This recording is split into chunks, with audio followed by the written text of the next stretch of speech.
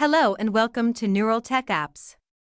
In this video tutorial, we will guide you through the process of using the Nural SFA app. Let's get started. Today, we're diving into the Distributor Visit feature. Click on the app icon to open the application. After logging in, you'll find yourself on the home screen, featuring various module tiles.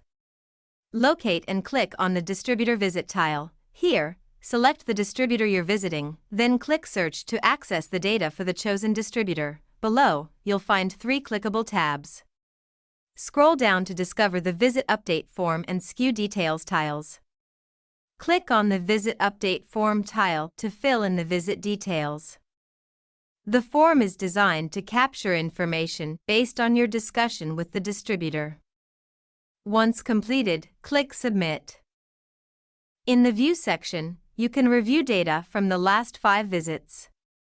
Click View to see detailed information about a specific visit.